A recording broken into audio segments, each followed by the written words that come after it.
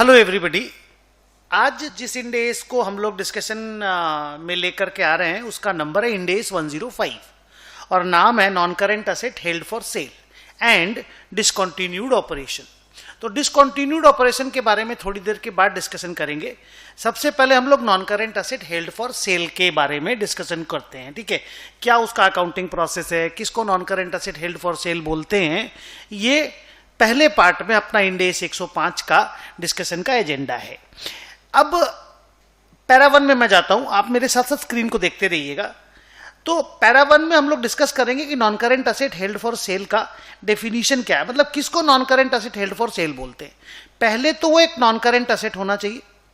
Non current asset current asset का जो distinction है वो इंडेस 1 में हम लोग डिस्कस कर चुके हैं, दोबारा मैं उस डिस्कशन में नहीं जाना चाहता।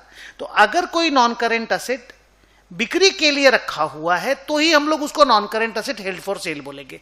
बट क्या एग्जैक्टली यही डेफिनेशन है? Answer is no. ये तो नाम है non current asset held for sale. Definition है कि non current asset held for sale is that asset whose carrying amount will be recovered through a sale transaction and not through its continuous use।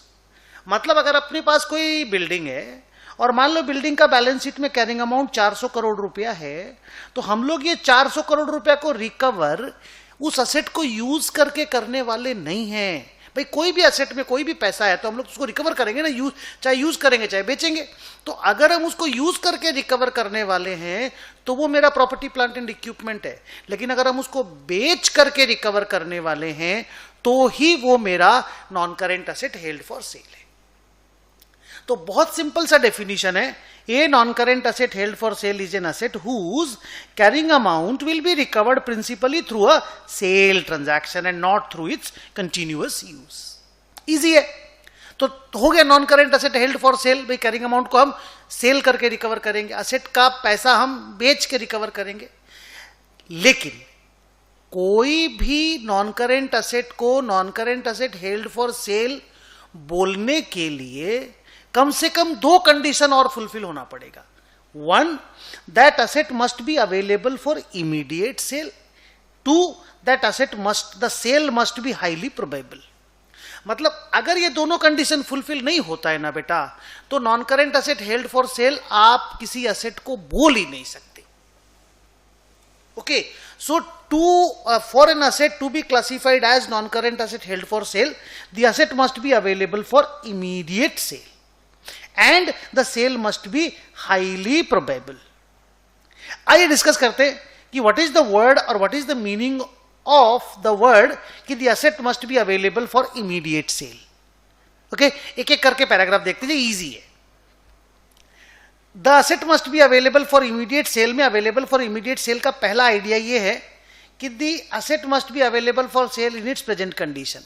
आप बोलेंगे हम सुधार के बेचेंगे, मतलब building का एग्जांपल दिमाग में रखना कि अपने पास एक बिल्डिंग है, लैंड एंड बिल्डिंग साथ में, अपन उसको बेचने वाले हैं। तो the asset must B saleable in its present condition, मतलब जैसा है असेट हम उसी कंडीशन में उस असेट को बेचने वाले हैं।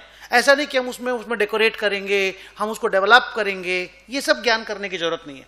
The asset must B saleable in its present condition. Next, अब बेचेंगे ना तो सेकंड पॉइंट पढ़ा रहा हूं मैं कि the asset must B saleable with those. अब ऐसा भी नहीं कि बिना कोई कंडीशन के हम बेच सकते हैं। Those terms and conditions are okay which are usual and customary for such sale. मतलब अगर कोई कंडीशन है बिना, ऐसे तो sale must be in its present condition, लेकिन अगर कोई कंडीशन है बिना तो वो condition must be usual and customary for such sale. इसका बेस्ट एग्जांपल मैं आपको देता हूं कि मान लो मेरे पास एक बिल्डिंग है, मैं उसको आपको बेच करके उसका कैरिंग अमाउंट रिकवर करना चाहता हूं, लेकिन उस बिल्डिंग में 2-3 टेनेंट है, तो मेरे को तो उसको वेकेट करके बेचना पड़ेगा ना जी। तो उनको उन टेनेंट लोगों को वेकेट करना is customary, it's very normal, it's usual and customary. तो अगर ऐसा है ना तो कोई बोलेगा नहीं कि the asset is not saleable in its present condition. आप यही बोलेंगे ओके, बिल्डिंग बेचेंगे तो टेनेंट को तो वेकेट करके ही बेचना पड़ेगा, तो that condition is considered to be usual and customary. So no problem, आपकी उस असेट को non current asset held for sale बोला जाएगा।